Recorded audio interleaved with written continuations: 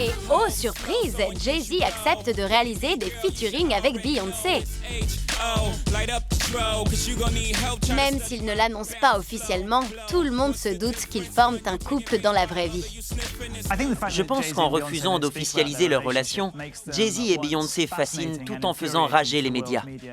S'ils se disputaient dans la rue ou dans les boîtes de nuit, peut-être que les gens s'intéresseraient plus à leur vie. Mais comme ils ont l'air d'être un couple normal, avec les pieds sur terre, en quoi ça nous intéresse ? Suite au succès colossal du Beyoncé Experience Tour, la chanteuse pop sort son 3e album studio tant attendu, I Am Sasha Fierce. Les attentes du public sont au plus haut. Je tenais absolument à faire quelque chose de différent, quelque chose d'innovant. Je ne voulais pas reproduire ce que j'avais déjà fait ou reprendre le même son. Je pense que des artistes choisissent une certaine direction et que les gens attendent de voir quel sera leur prochain style. J'ai l'impression que je dois répondre à cette attente. Mais qui est cette Sasha Fierce ? Eh bien, ce n'est rien d'autre que l'alter ego sur scène de Beyoncé, évidemment.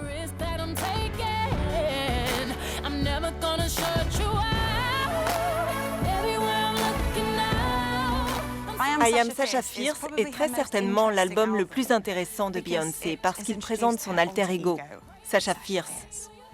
C'est un personnage dingue avec un côté diva qui explose sur scène. On découvrait toutes les facettes de Beyoncé, toutes les nuances de sa personnalité. Ça symbolisait son passage vers l'âge adulte. Depuis, elle a abandonné cet alter ego et semble avoir passé le cap. Elle est devenue le produit qu'elle développait pendant toutes ces années. Elle a passé la moitié de sa vie dans le show business. C'est pas comme si elle débarquait de nulle part. Ça s'est fait peu à peu, à force de travail acharné. Il est clair qu'elle doit une grande partie de son succès à son père, Matthew Knowles. Mais désormais, c'est elle qui mène la danse.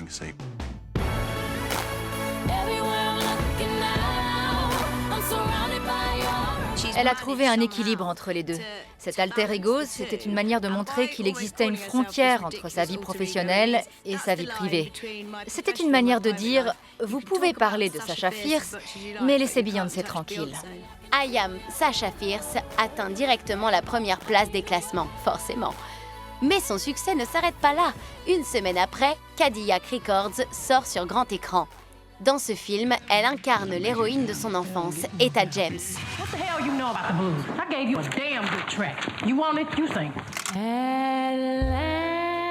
Je voudrais ressembler à ces artistes qui ont été des modèles pour moi.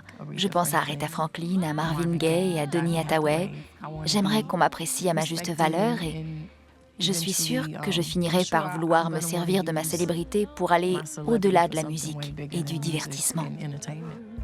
Pourquoi pas en chantant pour le président des États-Unis? En ouverture du bal, qui plus est. Je suis tellement honorée. Je suis extrêmement fière. Vous savez, maintenant, quand je parle à mon neveu de 4 ans et que je lui dis « Tu peux réaliser tes rêves », je le pense vraiment. C'est un moment historique et je suis plus que ravie de pouvoir en faire partie. C'est magnifique de participer à l'union de son pays.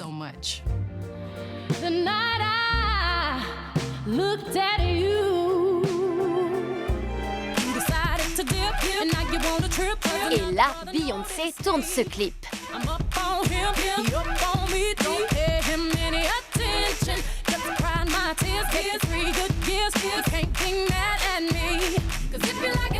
Single Ladies passe à côté du VMA du meilleur clip et Kanye West n'hésite pas à montrer son désaccord. Malgré tout, Beyoncé montre au monde entier qu'elle est la reine de la danse. Avec Single Ladies, tous les éléments se réunissent et forment un tout. Le clip était très simple, à une époque où on avait tendance à en faire trop. Il n'y a pas d'effets spéciaux, les jeux de caméra sont bien trouvés. C'est juste elle en train de danser et ça nous hypnotise. Le plus étonnant avec Single Ladies, c'est qu'il s'agit de son clip au plus petit budget. Elle-même, elle en riait. Elle disposait de budgets colossaux et ça la fascinait de voir qu'une pièce blanche, 3 femmes et des justes au corps pouvaient suffire. La simplicité. Vous savez pourquoi ça a marché? Parce que c'est Beyoncé.